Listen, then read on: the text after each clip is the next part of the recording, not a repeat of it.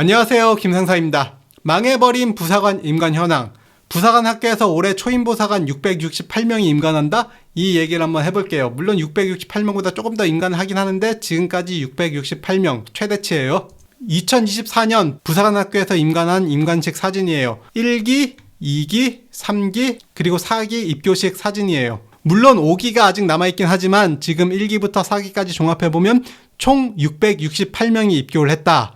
같은 기간 작년에는 955명이 임관을 했어요. 그리고 작년에 부사관 학교에서 임관한 총 인원수는 1,300여 명. 물론 부사관 학교 말고 전문화사, 그리고 RNTC, 특전 부사관 등 다른 방법으로도 임관을 하기 때문에 668명이 끝은 아니에요. 하지만 작년이랑 비교했을 때 부사관 학교 임관자 비율을 보면 올해 육군 부사관 충원은 약 4천여 명으로 예상이 돼요.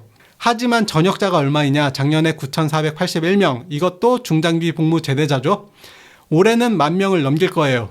즉 들어온 사람보다 나간 사람이 훨씬 많다. 이준석 의원이 이런 얘기를 했는데 하사보다 상사가 많은 군, 부사관 고령화 방치 바람직한가? 6월달 기준으로 상사는 1,200명 정도 부족하고 하사가 12,800명이 부족하다. 하지만 여기서 정말 중요한 거, 잠정적인 전역 예정자 그리고 임관 예정자 누가 더 많을까요? 임관할 사람들이 더 많을까요? 전역할 사람들이 더 많을까요? 그리고 또 한 가지, 직보반에 들어가 있는 사람들은 아직 전역자로 잡히지 않아요.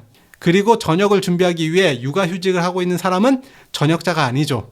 하지만 부대에서 임무 수행은 안 되고 있는 상황이에요. 24-3기 부사관이 40명이 임관했는데 사단별로 1명이 가면 다행이에요. 그런데 사단에서 3분기 부사관 전역자 숫자가 대대별로 1명은 나올 거예요. 24-4기 150명이 입교했는데 모두 임관했을 때 기준으로 사단에서 2-3명이 가면 다행이에요. 어떤 사단에서 내년에 1월 1일부로 직보 가겠다고 연락 온 사람이 4명이나 있어요. 저랑 친분이 있는 사람이 4명이 전역한다고 하는데 사단별로 2-3명이 간다? 정말 심각한 문제예요. 그리고 또 이준석 의원이 기존 중사보직에 상사가 배치돼 있고 하사보직은 공석으로 비어있고 인력 운영 효율성이 떨어질 뿐만 아니라 군사 대비 태세도 약해질 우려가 있다. 부사관 인력 구조가 빠른 속도로 고령화되고 있는데 이대로 방치한 것이 과연 바람직한 것인지 면밀한 검토가 필요하다라고 얘기했는데 고령화가 문제가 아니에요.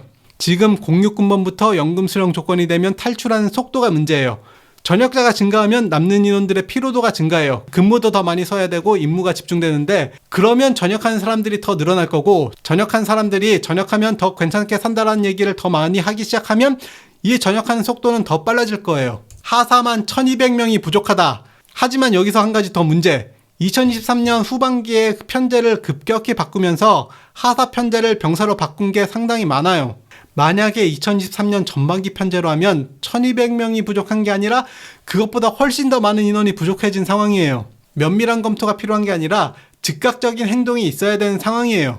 호주군을 보면 의무복무 4년을 채우고 3년 연장하면 4,500만 원 보너스를 바로 지급한다. 대한민국으로 따지면 복무 연장 3년을 하면 4,500만 원을 받는다. 이게 추진이 아니라 예산이 확보된 정책이에요. 지금 부사관 4년 단기복무 장려금이 1,000만 원, 세금 떼면 750만 원인데 쿠팡 물류센터에 1년 계약직으로 입사하면 입사 축하금을 200에서 400만 원 줘요. 단기복무 장려금 많이 주는 것도 아니고 준다고 생색 내야 될 상황도 아니에요. 국방부가 병사 월급 인상 등의 여파로 사기 가져와된 초급 간부들의 여건을 개선하겠다고 공언을 했다.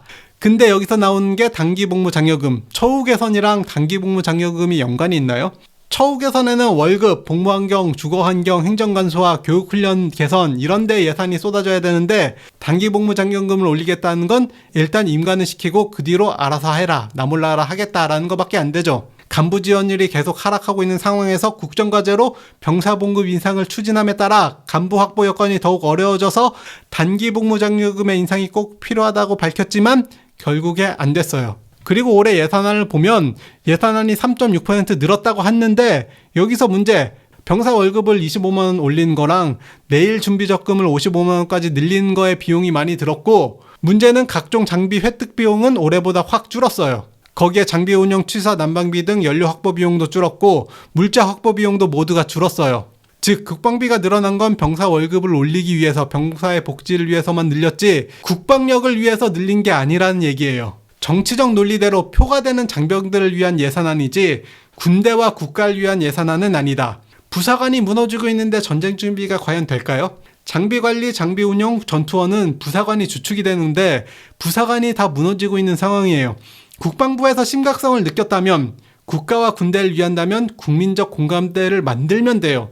요번에 국군의 날 행사를 보면 여러 언론과 유튜브를 장식했는데 국방부가 이 정도 언론을 움직일 수 있는 힘이 있어요. 카메라 들고 GOP 가서 하사들 생활하고 임무 수행하는 거, 그리고 받는 월급 다 공개하고 전투부대 공석이 얼마나 되는지, 북한이 쳐들어오면 장비를 움직일 사람이 얼마나 없는지 다 공개를 해버리고, 사람이 없어서 포병의 대응이 느려지기에 북한의 포탄이 얼마나 떨어질지를 공개하고, 만약에 사람이 충분하면 제대로 된 대응이 될 때 북한의 포병 전력을 얼마 만에 무력화시킬 수 있는지도 다 오픈을 해버리는 거예요. 제가 어떤 여단 얘기를 들었는데 어떤 여단에서 평가를 받아야 하는데 대위 한 명이 인사, 군수, 작전을 모두 관리하고 있다라는 얘기를 했어요. 왜냐? 대위 한 명은 육아휴직을 갖고 대위 한 명은 전역지원서를 내고 직보반에 들어갔기 때문에 혼자 있다. 그래서 정상적으로 평가를 받을 수가 없었다라는 얘기를 했었는데, 이러면 참모부 부사관들의 업무가 넘어갈 거고 참모부 부사관들도 늘어가는 업무에 휴직 혹은 전역을 선택할 거고, 이런 걸 방송에 내보내면서 국민들에게 위기감을 느끼게 해줘야 안보의 표가 되는데, 지금 장군 출신의 정치인들은 본인의 이익만으로 움직이고 있는 상황이에요.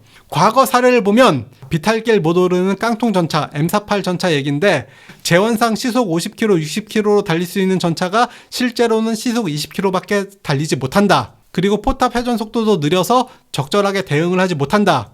야간에 표적이 식별이 되지 않아서 야간 전투가 안 된다. 이게 방송에 나온 건 국방부가 의도적으로 노출한 거예요. 그리고 현역 간부분이 이런 식으로 얘기했다는 건 국방부가 의도적으로 노출했다는 게 확실한 거예요. 왜 이걸 노출했냐? 구형전차 빠르게 도태시키고 K2 전차 빠르게 도입해달라. K2 전차 예산 깎지 말라. 전력화를 앞당겨야 된다. 언론 플레이를 하는 거예요. 이거 말고도 국회에서 공중급유기 도입 사업에 대한 예산을 삭감하려고 할 때 언론에서 이런 얘기가 나와요. F-15K가 이어도에서 작전 시간을 20분밖에 채우지 못한다. 반면 중국이랑 일본은 공중급유기가 있어서 장시간 작전이 가능하다. IMF가 터졌을 때도 차세대 전투기 사업을 중단할 위기가 처했을 때 공군은 강력한 반발을 했었고, KF-16이 독도까지 날아가서 작전을 할 때 8분밖에 작전을 수행하지 못한다. 반면에 F-15K는 독도에서 충분한 작전을 펼칠 수 있다라는 얘기를 했었는데, 이게 공중급유기 도입 사업이 진행될 때 어떤 얘기가 나왔냐? F-15K가 독도까지 날아가면 채공할 수 있는 시간이 30분밖에 되지 않는다. 하지만 일본은 마음만 먹으면 독도 상공에 5분 이내에 도달해서 1시간 이상 체류할 수 있는 비행대가 충분히 있다. 그래서 대한민국도 공중급유기 도입이 필요하다라는 걸 어필하는 언론 플레이예요.